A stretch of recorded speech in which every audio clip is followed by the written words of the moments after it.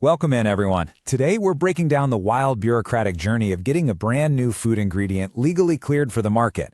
I mean, if you're working anywhere in food manufacturing, compliance, or product development, you know for a fact that inventing a cool new ingredient is literally only half the battle. The other half? Surviving the maze of federal regulations to actually get that product onto grocery store shelves. It looks super intimidating from the outside, but today, we're going to strip away the legal jargon and translate these complex compliance rules into everyday language. Just think about the stuff you eat every day, seriously, from the clever preservatives keeping your sandwich bread perfectly soft to those wild new plant-based proteins hitting the freezer aisle. None of that just accidentally ends up on your plate. Have you ever actually thought about how a totally new ingredient legally earns its spot in your daily meals? Well, let's get into it. This whole system relies on a gigantic set of regulatory codes that basically act as a massive safety net for all of us. For a business, jumping through these hoops isn't just some annoying hurdle. It's an absolutely crucial step that builds real consumer trust. Okay, here is our game plan for today's breakdown. First, we'll cover understanding food additive rules. Then, building your application. Third is protecting your trade secrets. After that, we'll hit the official review timeline. And finally, number 5, the consequences of falling short. Stick with me, because we're going to walk through the entire life cycle of one of these applications step by step so you know exactly what to expect. Let's kick things off with Section 1, Understanding Food Additive Rules. This is the real why behind all that red tape. Before a company can even dream about selling some groundbreaking new ingredient, they have to grasp exactly what the government expects from them. The absolute core of this process is what's called a Food Additive Petition. Think of it like a giant, heavily researched permission slip. The whole point of this document is to prove that your new ingredient, or hey, even a new wrapper that physically touches the food, is 100% safe before the public ever takes a bite. And the biggest takeaway here? The government isn't going to do your homework for you. The heavy lifting, the steep costs, and the massive burden of proving safety, that falls entirely on the business filing the application. So the golden rule is literally safety first. You have to understand that the regulatory agency looks at every single application with a massive dose of skepticism. In fact, legally speaking, they assume your shiny new additive is dangerous until you hand over irrefutable, rock-solid science proving otherwise. You basically have to prove 2 things beyond a shadow of a doubt. 1, the ingredient actually does the job you say it does, and 2, it's absolutely not going to harm anyone who eats it over the course of an entire lifetime. All right, moving right along to Section 2, building your application. This is where you compile your data arsenal. This is the intense data gathering phase that has to happen before you even think about walking over to the post office. To actually win approval, your application needs some very specific core ingredients. You've got to hand over the exact chemical identity and the step-by-step recipe for how it's made. You need to clearly outline how much of it will be used and its exact purpose in the food. You have to show actual proof that it works. You can't just claim it's a great preservative. You need the hard numbers. Plus, you have to provide reliable lab measurement tools so regulators can independently test for it later on. Oh, and don't forget the massive stack of comprehensive human and animal safety reports, along with a full rundown of its proposed environmental footprint. It is quite the checklist, right? Now here is a really quirky piece of old-school bureaucracy for you, the magic number 3.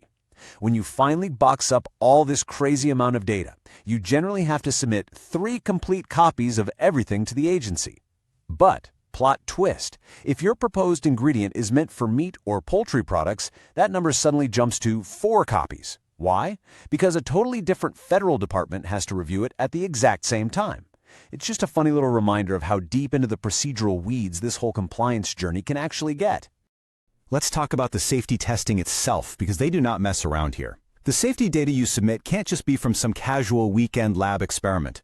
The rules are absolutely rigid. All safety testing must follow strict, verifiable ethical standards. Whether we're talking about early animal toxicity screens or much broader clinical safety runs, the laboratories must stick to established, fully documented guidelines. If you run a test and it doesn't follow these exact frameworks to the letter, you have to explain exactly why, and there's a very good chance the government will just throw that data right out. And listen, this entire process relies on total honesty. Full transparency is absolutely required. Whatever you do, do not hide the bad data. I mean, sure, it might be incredibly tempting for a company to just quietly leave out that one study where the ingredient didn't perform well, but the regulations explicitly ban you from hiding any negative results. If you try to sweep a bad report under the rug to make your product look better, it completely ruins the credibility of your petition and could do serious, lasting damage to a company's reputation. Which brings us right into Section 3, protecting your trade secrets, or what I like to call the transparency trade-off. So you've just handed over years of expensive, top-secret R&D to the government. The obvious question is, who else gets to look at it? As a business developer, you really have to understand the line between public right to know and your proprietary data. On the public knowledge side, once you file, regular people have the right to see your safety data, your testing protocols, basic ingredient lists, and any sanitized reports of adverse reactions, meaning they strip out all the personal info. But to keep things competitive in the market, the government actually locks away your confidential trade secrets.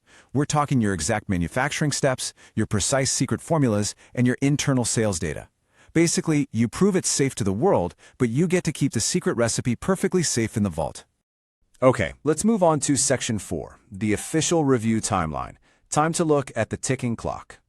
If you are a professional trying to plan a big product launch, getting a firm grip on this timeline is absolutely crucial for your marketing and supply chain. Here is how your massive application actually moves from the mailroom to a legally published approval. Step 1 is a quick 15-day initial acceptance check. The agency takes a couple of weeks just to make sure you filled out the forms right and didn't leave any huge sections blank. If you pass that, you hit Step 2. They have 30 days to put out a public notice, basically telling the world, hey, we're officially looking at this. Then we reach Step 3, the main event.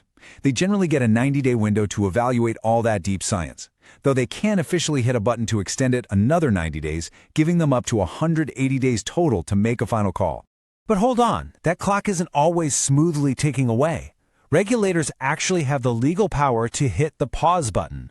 If those reviewers suddenly decide they need physical samples of your additive to run their own tests, or if they hit a wall with highly technical questions and demand extra data from you, the countdown just stops, dead in its tracks. For every single day your business drags its feet packaging and mailing that sample, the final deadline gets pushed back. So moving fast on your end is the only way to keep the timeline alive.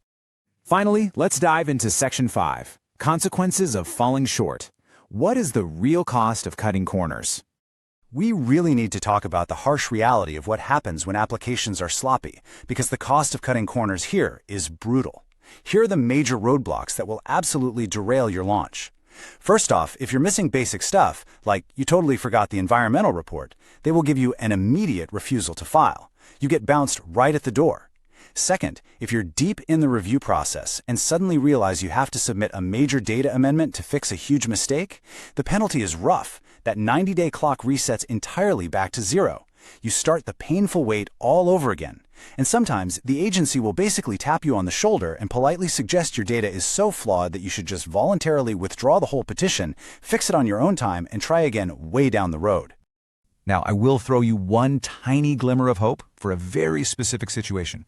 If your chemical is just a minor part of the actual packaging, like it barely touches the food at all and the amount that might transfer over is basically microscopic, you might actually qualify for a special exemption. Instead of doing the whole grueling heavy-duty petition process we just talked about, the agency has a streamlined, faster review for things that pose practically zero risk due to those microscopic exposure levels. Wow, we have covered a ton of ground today, right?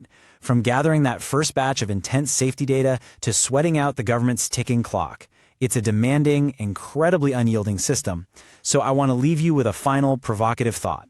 Does this crazy rigorous process stifle food innovation by drowning businesses in endless red tape? Or is it actually the ultimate guarantee of consumer trust? How do we find that perfect balance between the rapid speed of business and keeping the public completely safe? It's definitely something every professional in this space needs to chew on. Thanks so much for joining me for this breakdown, and keep asking those great questions.